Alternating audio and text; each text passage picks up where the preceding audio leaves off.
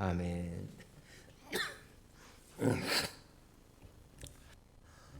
우리가 인생을 살아간다는 것은 여러분 선택을 의미합니다.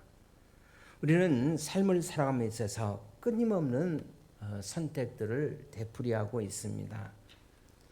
이런 선택 속에서 우리의 인생의 삶이 만들어집니다. 여러분 오늘 교회 나오시기 전에도 여러분들이 몇 가지를 선택하셨을 겁니다. 봄이지만은 그래도 날씨가 좀 쌀쌀한데 어떤 옷을 입을 것인가? 꽃피는 봄인데 밖으로 나갈 것인가? 아니면 집에 있을 것인가? 아니면 야유를 갈 것인가? 또 예배 참석할 때도 1배에 참여할 것인가? 2배에 참여할 것인가? 여러분 이런 것들이 다 선택입니다. 자, 이런 선택들은 비교적 커다란 영향이 없는 경미한 선택이라고 할 수가 있습니다. 그러나 인생의 어떤 선택은 우리의 평생의 삶의 질을 좌우하는 매우 중요한 선택들이 있습니다. 나는 어떤 배우자와 결혼할 것인가? 나는 어떤 직업을 선택해서 한평생 동안 살아갈 것인가? 이것은 인생의 의미와 보람을 결정하는 매우 중요한 선택이라고 할 수가 있습니다. 그러나 이보다 훨씬 더 여러분 중요한 선택이 있는데 우리 일생뿐만 아니라 영혼을 좌우하는 영원한 운명을 좌우할 수 있는 선택이 있습니다. 자, 오늘 본문에 보면 이런 영원한 운명의 기로에 서서 그릇된 선택 결정을 내렸던 한 사람에 대한 얘기, 빌라도의 그 선택에 관한 말씀이 기록이 됩니다. 자, 오늘 본문 12절에 보시면 자, 그는 재판의 자리에서 이렇게 부르짖습니다. 자, 우리 12절을 같이 한번 볼까요? 시작. 빌라도가 대답하여 이르되 그러면 너희가 유대인의 왕이라는 일을 내가 어떻게 하랴? 자, 너희들이 유대인의 왕이라고 하는 이 사람을 내가 어떻게 하랴? 여러분 같은 내용이 기록되어 있는 마태복음에 이렇게 되어 있어요. 그리스도라는 예수를 내가 어떻게 하랴? 그리스도를 내가 어떻게 해야 할 것인가? 예수를 살릴 것인가? 아니면 예수를 죽일 것인가? 내가 예수님 편에 설 것인가? 아니면 예수님을 거절할 것인가? 물론 우리는 결론을 잘 알고 있습니다. 빌라도 그는 그리스도 편에 서지 못했습니다. 그리스도를 변호하지도 못했고 그리스도를 증언하지도 못했습니다. 그리고 그는 예수 그리스도를 드디어 이제 십자가에 내어주는 결정을 합니다. 바로 그런 이러한 선택과 결정 때문에 기독교 역사를 통해서 빌라도의 이름은 크리스찬들의 입술에서 영원히 비극적인 인물로 해자되고 있습니다. 우리는 교회에서 예배를 들 때마다 예배 시작 후 한 5분쯤 되면 성도들이 신앙 고백, 즉 사도신경을 고백하지요. 고백할 때 반드시 빠뜨리지 않는 단어가 하나 있어요. 본디오 빌라도에게 고난을 받으사. 본디오 빌라도에게 고난을 받으사.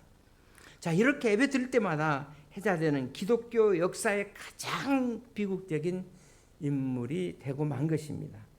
저는 이렇게 생각해 보았습니다. 자, 빌라도가 어떤 선택을 하였는가? 이 빌라도의 잘못된 선택에서 우리가 받아야 할 경고, 역설적으로 우리가 받아야 할 레슨은 그러면 뭔가? 첫째, 빌라도의 선택은 어떤 선택이었는가? 그의 선택은 군중에 의한 심리에 의한 선택이었어요. 군중 심리에 근거한 선택이었습니다. 자, 오늘 결론에라고 할 수 있는 본문 15절은 자, 마지막 부분을 우리가 보겠습니다. 우리 같이 한번 보실까요? 15절입니다. 시작. 빌라도가 무리에게 만족을 주고자 하여 바라바는 놓아주고 예수는 채찍질하고 십자가에 못 박히게 넘겨주니라. 자, 오늘 성경에 보면 빌라도가 무리에게 뭐를 주고자 해서? 만족을 주고자 해서 바라바는 놓아주고 강도 바라바는 놔주고 예수는 십자가에 내어주기로 못 박기로 결단했다는 말씀이에요. 자, 오늘 본문의 결론 부분에서 여러분 빌라도의 선택의 이유를 성경이 어떻게 말합니까? 그것은 무리에게 만족을 주고자 해서 그렇게 결정을 했다. 많은 무리들을 기쁘게 하기 위해서 무리들의 편성하기 위해서 빌라도가 그렇게 결단한 겁니다. 그러므로 빌라도의 결단은 여러분 자기 어떤 믿음이 확실히 근거한 것이 아니라 군중들의 반영, 군중들의 어떻습니까? 후르시오. 다시 말하면 자기에 둘러싸이는 사람들의 압력에 따라서 그렇게 결단을 했다는 겁니다. 자기 확신과는 정반대의 결단을 빌라도는 내리고 말았던 것입니다. 그렇다면 여러분, 빌라도만 그렇게 여러분 결단하고 있다고 생각하십니까? 여러분과 저는 어떻습니까? 우리는 인생을 살면서 자기 확신을 가지고 살지 못할 때가 참 저도 우리들도 많이 있다고 생각합니다. 세상 사람들이 그렇게 말하니까 나도 그렇게 말하고, 세상 사람들이 저렇게 행동하니까 나도 그렇게 행동하고, 세상 사람들이 이런 옷을 입고 다니니까 나도 맹목적으로 유행을 따라서 세상에 편승하는 삶. 세상이 바른 방향으로 나간다면 여러분 다용스러운 일이지만 때로는 세상은 잘못된 방향으로 얼마든지 나갈 수 있는 위험한 가치관의 함정을 갖고 있는 것이 바로 세상이라고 할 수가 있습니다. 그래서 성경은 그리스도의 삶의 원리를 가르칠 때 바울 사도는 로마서 10장 12절에서 이렇게 얘기합니다. 같이 한번 보실까요? 시작. 너희는 이 세대를 본받지 말고 오직 마음을 새롭게 함으로 변화를 받아 하나님의 선하시고 기뻐하시고 온전한 뜻이 무엇인지 분별하도록 하라. 자, 그리스도를 향해서 너희 이 세대를 본받지 말아라. 이 세대를 본받지 말라. 바울 사도는 지금 우리에게 그렇게 권면하고 계세요. 초대교회 시절에 콘스탄티노플 초대교회 유명한 설교를 교부했던 크리스토스라는 분이 계셨는데, 크리스토스 교부가 교회에서 중대한 어떤 결정을 내렸을 때 참모 중에 한 사람이 헐레벌떡 뛰어와서 주변에 세상의 사람들이 교회의 이 중대한 결정을 반대하고 있습니다라는 보고를 드렸습니다. 이때 크리스토스는 이런 유명한 말을 했습니다. 온 세상이 반대한다고? 그러면 우리가 온 세상을 반대해야지. 그러면 우리들이 온 세상을 반대해야지. 여러분, 이 흔들릴 수 없는 확신, 그러나 대부분의 사람들의 모습은 세상과 그냥 적절하게 타협하면서 적당히 살아가는 것. 여러분, 이것이 바로 우리들의 삶의 모습이 아닌지. 결과적으로 우리는 너무나도 쉽게 너무나도 빨리 우리가 세상처럼, 그래서 기독교적인 가치관을 너무 쉽게 포기하면서 여러분과 제가 살아가고 있는 것은 아닌지 우리 자신들에게 한번 오늘 말씀을 통해서 자문해 볼 수 있기를 바랍니다. 우리가 자녀를 키우면서 가장 자녀들이 힘들 때가 티네이저 시절이라고 생각합니다. 애들이 사춘기에 접어들면 그들의 가장 힘든 문제 제1호는 뭐냐면 친구들로부터 오는 영향력이에요. 우리는 이것을 가르쳐서 소위 우리가 영어로 fear, first fear라고 얘기하죠. 친구들의, 다시 말하면 모방 심리가 가장 강력한 때입니다. 다행히 우리 자녀들 주변에 좋은 친구들이 있으면 모르지만 그렇지 않을 때는 쉽게 주변의 친구들의 행동을 카피하고 모방하게 돼 있어요. 어려서부터 우리들에게 너희는 이 세대에 관해서 불의를 본받지 않도록 이런 가르침으로 확실하게 우리가 그들을 세워줄 수만 있다면 그들은 인생의 중요한 시기를 그런 대로 저는 잘 극복해 그리라고 믿습니다. 그러나 자녀들이 여러분 주변에 좋은 친구를 갖고 있지 못하면 쉽게 망가질 수도 있어요. 이것은 우리 자녀들의 문제만이 아니라고 생각. 어른들도 하나 저는 다를 것이 없다고 생각해요. 오늘 이 시대를 살고 있는 우리 그리스도인들의 모습을 한번 여러분들이 살펴보시길 바랍니다. 우리는 너무나도 쉽게 세상을 모방하고 세상을 카피하고 있는 것은 아닌지, 우리가 세상을 바꾸고 세상을 변화시켜 가야 하는 대신에 오히려 반대로 세상에서 일방적으로 세상의 영향을 받고 그런 삶을 그렇게 살아가고 있는 것은 아닌지, 세상 사람들처럼 말하고 세상 사람들과 전혀 틀리지 않도록 행동하고 주일날만 교회 나온다, 예배드린다, 이 사실 하나를 빼놓고는 전혀 세상 사람들과 다른 것이 없는 우리의 자신들의 모습은 아닌지. 옛날에 한번 잠깐 말씀드리는 것 같은데요. 이 사오정 시리즈에 보면 참 재미있는 얘기가 있어요. 사오정이 시험을 볼 때마다, 취직 시험을 볼 때마다 면접 계속해서 떨어집니다. 그래서 평소에 형처럼 여기 있는 선호공에 찾아가서, 근데 선호공은 시험 볼 때마다 붙어요. 면접을 할 때마다 붙습니다. 그래서 하루는 사오정이 선호공에게 형님이라고 부르면서, 형님, 내게 좀 도움을 좀 주시면 안 되겠습니까? 어떻게 해야 형님처럼 면접을 잘해서 붙을 수 있는가를 물었습니다. 그랬더니 자, 선호공이 이렇게 얘기해서, 내가 면접을 할 때 한번 어떻게 하는가 잘 따라와서 보고 내가 하는 그대로 따라서 하라고, 그러면 반드시 좋은 결과가 있을 거라고. 그래서 한 번은 선호공이 어떻게 입사시험에 면접을 하나 한번 따라가서 잘 살펴보았습니다. 면접관이 선호공에게 질문을 합니다. 당신 축구 좋아합니까? 예, 좋아합니다. 그러면 제일 좋아하는 축구 선수가 누구입니까? 전에는 차두리였으나 지금은 손흥민입니다. 사오정이 뒤에서 열심히 외웠어요. 전에는 차두리였으나 지금은 손흥민입니다. 그랬더니 시험관이 고개를 끄덕끄덕입니다. 이제 두 번째 질문을 던집니다. 당신 야구 좋아합니까? 예, 좋아합니다. 좋아하는 선수가 누구입니까? 미국에서 선수 생활하고 있는 유현진 선수가 생각이 나서, 유현진 선수입니다. 혹시 그의 등번호 아십니까? 손흥민이 싹 웃으면서 99번입니다. 그러니까 시험관이 고개를 끄덕하면서 진짜 운동을 좋아하는 선수구나, 사람이구나, 그렇게 생각했습니다.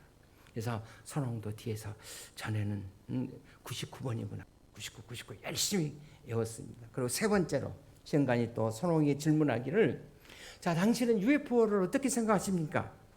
선홍이 잠깐 생각하다 대답하기를, 과학적으로 검증되지 않아서 잘 모르겠습니다. 그랬더니 시험관이 한참 생각하더니 대답 참 잘했다고. 그래서 면접에 합격을 했어요. 선홍이 이렇게 합격하는 모습을 보고 사오정이 진짜 잘 배웠다고 생각했습니다. 그래서 면접 시험이 끝나자마자 선홍이 잘 봤지? 내가 하는 데 따라오면 너도 반드시 붙는다고. 내가 하는 대로 카피해. 그래서 사오정이 이제 선홍이 형님이 하는 대로 잘 배웠다고 하면서 이제 이번에는 사오정이 가서 시험을 보게 됐대요. 시험관이 묻습니다. 당신의 이름은 무엇입니까? 사오정이 대답하기, 전에는 차두리였으나 지금은 손흥민입니다. 좀 시험관이 좀 이상하잖아요. 당신의 나이는 몇 살입니까? 99입니다. 시험관이 하도 어이가 없어서, 당신의 귀는 잘 들립니까? 과학적으로 검증되지 잘 모르겠습니다. 여러분, 이거는 남을 카피하는 일이 얼마나 우리 인생을 웃음거리로 만들 수 있는가라는 일면도를 저는 보여주고 있는 얘기라고 생각합니다. 그래도 불구하고 우리는 이 사람들이 살아가는 삶의 모습 그대로 말하고 그대로 행동하고 그대로 선택하고 우리는 그대로 비판 없이 맹목적으로 살아가고 있는 거예요.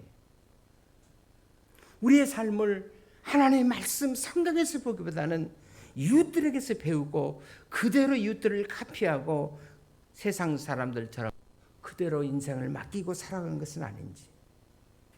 바로 이것이 바로 군중 심리에 근거한 맹목적인 삶. 이것이 오늘 빌라도의 삶이었고 이런 빌라도의 선택이라고 할 수가 있습니다. 두 번째로 빌라도의 선택은 여러분 성공지향적인 삶이었어요. 출세지향적인 삶. 자, 왜 빌라도가 무리를 따라갔습니까? 빌라도 나름대로 여러 가지 이유가 있었을 겁니다. 군중을 따라가는 것이 자기의 삶을 안전하게 만들고 그것이 자기에게 유익이었다고 생각했을 겁니다. 저는 틀림없이 여러분 빌라도의 최고의 가치관이 있다면 그의 가치관 이론은 아마 출세했을 거예요. 성공하는 것. 출세를 위해서는, 성공을 위해서는 수단과 방법을 가리지 않는 사람. 아마 그가 빌라도였어요. 오늘 본문 보시면 자, 빌라도가 예수님을 재판하고 이 사건은 여러분 마가복음을 비롯한 사복음서에 다 나와 있어요. 그런데 오늘 본문에는 단순히 빌라도가 예수님과 대하는 같이 되어 있지만 사복음서에 보시면 빌라도가 많은 질문들을 던져요. 사두개인들과 바리새인들과 서기관들 그리고 제사장들을 비롯한 사내들인 공회와 의논하고 빌라도가 이제 질문을 던집니다. 물론 올바른 결정을 내리기 위한 질문이었다면 여러분 이 질문은 매우 중요한 질문이고 매우 중요하다고 생각합니다. 근데 중요한 결정을 내리기 전에 여러분 우리가 올바른 정보를 갖고 있다는 것은 매우 무엇보다도 중요하다고 할 수가 있어요. 그러나 오늘 본문을 여러분들이 좀 더 깊이 묵상하면서 들여다보시면 빌라도가 여러 종류의 사람에게 많은 질문을 던지게 되는 그 이유의 목적이 다른 데 있어요. 정답을 말씀드리면 빌라도는 질문을 하면서 사람들이 지금 어떻게 생각하고 있는 그 눈치를 지금 살피고 있는 것입니다. 끊임없이 사람들의 눈치를 지금 살피고 있어요. 하나님이 내게 요구하는 것이 뭘까? 신이 나에게 무엇을 요구하실까? 전혀 그런 의식이 없어요. 사람들이 나를 어떻게 생각할까? 지금 사람들의 눈치를 지금 살피고 있는 것입니다. 바라바를 선택할 건가? 아니면 예수를 선택할 것인가? 물론 명절날이 되면 한 사람을 놓아주는 전례에 따라서 이제 이런 간섭을 통해서 실제로 빌라도는 예수님을 놓아주고자 하는 그런 마음이 있었어요. 그래서 그는 여전히 예수냐 바라보냐 하는 선택을 사람들에게 지금 요구합니다. 자, 우리가 마태복음 같은 내용을 마태복음 27장 24절에 보시면 바라바 대신에 예수님을 십자가에 못 박으러 판결한 내리는 이유가 있어요. 거기에 보면 24절에 보면 자, 빌라도가 아무 성과도 없이 도리어 밀란이 나려는 것을 보고 그랬어요. 아무 성과도 없이 도리어 밀란이라는 것을 보고 자, 여기서 마태는 설명하기를 도리어 밀란이 나려는 것을 보고 빌라도가 그런 결정을 내렸다고 말합니다. 다시 말하면 예수를 놓아주겠다는 밀란이 일어날 것 같은 것, 민중들이 반란을 일으킬 수 있다는 그 가능성 앞에 빌라도는 예수를 놓아주기로 마음속에 생각했다가 뒤로 후퇴한 거예요. 그래서 사람들이 폭동을 일으키게 되면 유대를 다스리는 총독으로서 내 입지가 로마로부터 불리해지지 않겠나. 이것이 바로 여러분 빌라도의 계산이었어요. 그래서 죄가 없인 예수님 대신에 바로 바라바를 빌라도가 놓아주게 됩니다. 또 다시 요한복음에 보시면 좀 더 이 말씀을 자세하게 설명해 주었습니다. 요한복음 19장 12절에 보면 자, 우리 한번 같이 보실까요? 시작. 이러함으로 빌라도가 예수를 놓으려고 힘썼으나 유대인들이 소리질러 이르되 이 사람을 놓으면 가이사의 충신이 아닙니다. 자, 거기까지입니다. 오늘 12절에 있는 말씀대로 빌라도가 예수를 놓아주려고 했어요. 그러나 빌라도가 예수를 놓으려고 힘썼으나 이것이 처음에 빌라도의 의도였습니다. 그런데 하지 않았습니까? 12절에서 군중들이 어떻게 소리쳤어요? 빌라도가 예수를 놓으려고 힘썼으나 유대인들이 소리질러 이르되 이 사람을 만약에 놓아준다면 당신은 가이사의 로마 황제, 가이사의 충신이 아니라는 거예요. 지금 이스라엘을 누가 다스려요? 로마가 통치하고 있는 상황 속에 주어진 말씀입니다. 그런데 그 다음 절인 13절에 보면 빌라도가 민중들의 이 소리를 듣고 그랬어요. 이 민중들의 소리를 듣고 빌라도가 마음을 바꿔버립니다. 예수를 놔줬다면 큰일 나겠구나. 내가 그래 가이사의 반역자로 몰리면 안 되지. 그래서 마음을 바꾸어서 예수를 십자가에 내어주는 그런 판결을 하게 되었다는 것입니다. 다시 말하면 빌라도는 철저하게 자기의 입지, 자기의 성공, 자기 출세만을 생각한 사람이었어요. 여러분, 자신의 입지, 자신의 출세, 자기 안전을 생각하려는 사람들이 어디가 있겠습니까? 당연히 그렇게 하셔야죠. 그러나 그보다 더 중요한 것이 먼저 있어야 합니다. 내 입지만을 생각해서는 안 됩니다. 우리가 어떤 결정을 할 때, 자, 이것이 정당한 결정인가?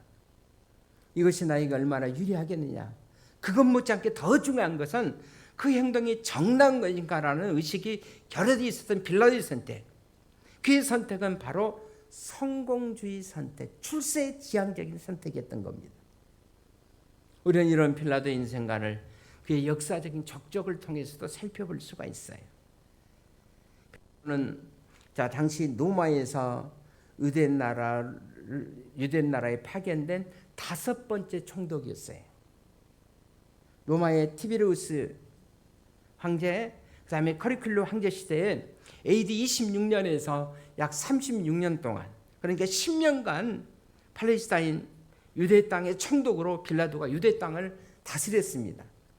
자, 유대의 유명한 역사가 요세푸스에 의하면 빌라도는 매우 잔인한 총독이었다고 합니다. 그리고 지나치게 로마에게 아부했고 로마 황제 숭배를 강요했다고 합니다. 그 이유는 빌라도는 자기 출세를 위해서는 못할 일이 없었던 인물이었다라고 요세푸스는 기록하고 있어요. 자기 출세를 위해서는 뭐든지 할 수 있었다. 그래서 그는 다른 총독보다도 오랫동안 팔레스타인에서 총독을 제의할 수가 있었던 거예요. 보통 이제 총독으로 임명되면 5년에서 6년 지나면 총독이 바뀌게 됩니다. 그리고 다른 사람이 오는데 이 사람이 10년 동안이나 유대 땅을 다스리는 총독을 할 수가 있었어요. 그러나 결국 그의 삶은 어떻게 됩니까? 역사를 계속 읽어보시면 사마리아에서 이제 대학살 사건이 일어나요. 이때 사마리아 사람들은 이때 사마리아 많은 사람들 빌라도가 사람을 이렇게 많이 학살했다. 그래서 로마 정부가 이 소식을 듣고 밀란이 일어날 걸 또 두려워해서 빌라도를 이제 소환합니다. 자, 중앙정부에서 빌라도가 소환을 받자 이제 자기 정치 생명이 끝났다고 생각한 빌라도는 누구처럼 그냥 자살해버려요. 이것이 바로 여러분 빌라도의 종말이에요. 결국 그의 종말은 어떻습니까? 비참하게 자살로 끝나고 말아요. 그다음에 사랑하는 여러분, 그의 출세가 그를 파멸시켰던 거예요. 성경에 보면 자기 목숨을 얻고자 하는 자는 잃을 것이요 잃고자 하는 자는 오히려 얻을 수 있다. 여러분 빌라도의 삶은 이 진리가 역설적으로 잘 우리에게 증명되어 보여주고 있습니다. 여러분 출세를 소원하는 그 자체가 나쁜 것은 아니지만은 자기를 지배하고 있었던 가치관이 출세의 전부였던 이 사람, 그의 출세지향적인 선택이 바로 그의 가치관을 압도해버리는 선택의 비극, 이것이 바로 여러분 빌라도의 비극이라고 할 수가 있어요. 이제 결론의 말씀을 했습니다. 빌라도의 선택은 여러분 양심 회피적인 선택이었다고 할 수가 있어요. 오늘 본문 14절에서 빌라도가 어떻게 얘기하죠? 한번 같이 한번 보실까요? 시작. 빌라도가 이르되 어쩌미냐 무슨 악한 일을 하였느냐 하니 더욱 소리 지르되 십자가에 못 박게 하소서 하는지라. 자, 예수가 무슨 악한 일을 하였느냐? 예수가 어떤 악한 일을 하였느냐? 그러니까 빌라도 심중에는 예수가 잘못이 없다는 생각이 그의 마음을 지배하고 있었습니다. 예수에게는 잘못이 없다는 것을 알고 있었어요. 그리고 10절에 보시면 다시 이렇게 말합니다. 이는 그가 대제사장들이 시기로 예수를 넘겨준 줄을 어떻게 알민이라 그랬어요. 대제사장들이 예수를 시기해서 자기에게 넘겨준 줄을 빌라도는 알고 있었다는 겁니다. 당시 대표적인 종교 지도자였던 대제사장들과 그들은 바로 예수님을 시기하고 있었기 때문이었습니다. 예수님이 복음을 전하면서 많은 사람들을 고치고 치료하고 천국 복음을 전하는데 이렇게 되자 예수님이 모든 사람들에게 존경을 받고 모든 사람들이 예수님을 추종하고 따르게 되자 자기들의 입지가 좁아졌다고 판단했던 제사장들은 자기들의 시가 칠두 때문에 예수님을 코너로 몰고 십자가에 내주기로 결정하고 빌라도에게 지금 계속해서 예수 십자가에서 죽이라고 압력을 가하는 것입니다. 자, 그럼에도 불구하고 빌라도는 예수님 자체가 무죄한 줄을 알면서도 그의 압력 앞에 빌라도는 굴벽하고 말았어요. 그래서 마태복음 27장에 있는 내용에 보면 빌라도 총독이 재판을 진행 중인데 쪽지 하나가 올라와요. 메모지 하나가 올라옵니다. 이 메모지는 빌라도의 아내가 그에게 보낸 메모지였어요. 사람을 보내서 빌라도의 아내가 메모지를 전달했다. 성경 그렇게 기록하고 있어요. 그 내용은 어떤 내용이냐면, 여보, 이 옳은 사람이 돼서 당신이 그릇된 결정을 하지 마소서. 그 올바른 사람에게 아무 일도 하지 마소서. 그는 바른 사람입니다. 내가 어젯밤에 꿈을 꿨습니다. 이 여성들의 꿈은 직감이 있는 것 같아. 그러나 남성의 꿈도 직감이 있더라고. 빌라도는 그런 아내의 충고를 듣고 일리가 있다고 판단했을 가능성이 많습니다. 자신도 예수님의 옳은 알고 있었어요. 누가복음 23장 20절 이하에 보시면, 자, 3번씩이나 빌라도는 예수를 놓아주려고 시도를 합니다. 그러나 빌라도는 끝내 예수를 놓아주지 못하고 십자가에 내어주기로 그냥 판결해버리고 말아요. 그는 예수가 무죄하다는 확신을 가지고 있음에도 불구하고 자기 생각과는 정반대 결단을 내리고 말았습니다. 다시 말하면 자기 양심을 거스르는, 양심과 전혀 다르는 판결을 내리고 맙니다. 왜냐하면 그는 자기 양심을 따라갈 수 없는 용기가 없었기 때문에. 여러분, 양심이란 뭔가? 제아버를 쓰던 저 유명한 토스토옙스키는 말하기를, 양심이란 우리 인간의 내면의 존재 속에 주신 신의 목소리다 그랬어요. 우리 존재 깊은 내면에 들려오고 있는 신의 목소리, 그것이 바로 양심이라고 얘기합니다. 빌라도의 양심은 소리치고 있었을 겁니다. 그 사람은 무죄야. 빌라도의 양심은 자 이렇게 소리치고 있었을 거예요. 예수, 그는 그리스도, 하나님의 아들 그리스도야. 마태복음에서는 이렇게 말씀하고 있습니다. 이 그리스도 하는 예수를 내가 어떻게 하랴.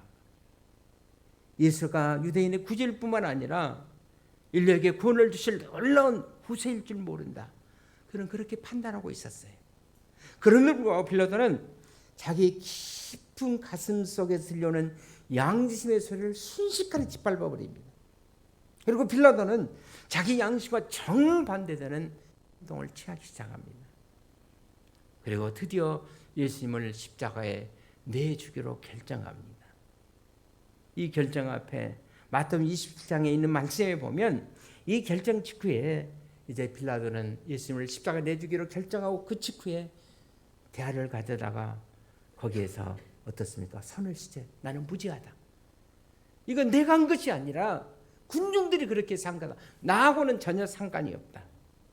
나는 이 사람을 정말 죽이고 싶지 않았다. 그런데 어떤 화가가 이 빌라도의 그림을 그리면서 빌라도가 지옥에서 태아를 갖다 놓고 손을 씻고 있는 빌라도의 모습을 그리고 있습니다. 빌라도는 지금도 지옥에서 손을 씻으면서 나는 예수를 죽이고 싶어. 이건 내 죄가 아니야. 군중들이 그렇게 산 거지. 이건 내가 그렇게 한 것이 아니야. 그렇게 말하고 있을지도 모릅니다. 그러나 그보다 더 깊은 사람의 내면의 양심은 소리치고 있을 겁니다. 그렇지만은 너는 비겁자다. 너는 양심을 거스렸다. 너는 내 양심에 불순종해서 너는 양심을 통해 들려주는 하나님의 음성을 거절했어.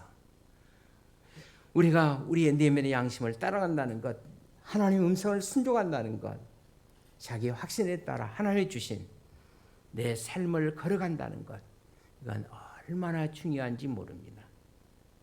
일제 말기에 이 땅에 삶을 살았던 고독했던 크리스찬 지성이었던 시인이었던 윤동주 시인은 이렇게 말했어요. 시를 이렇게 읽었습니다.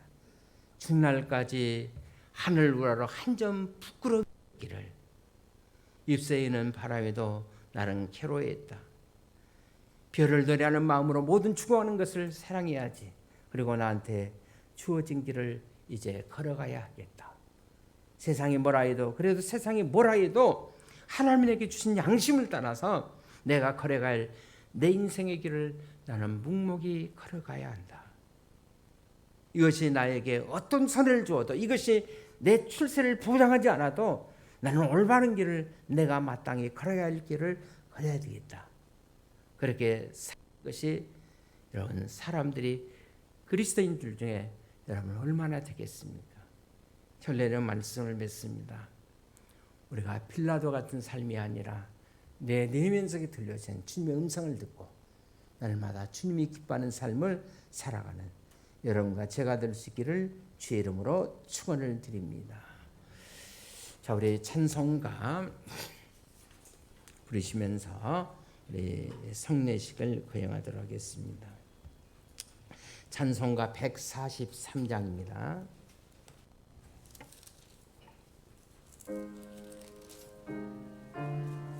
1절과 마지막 절 부릅니다.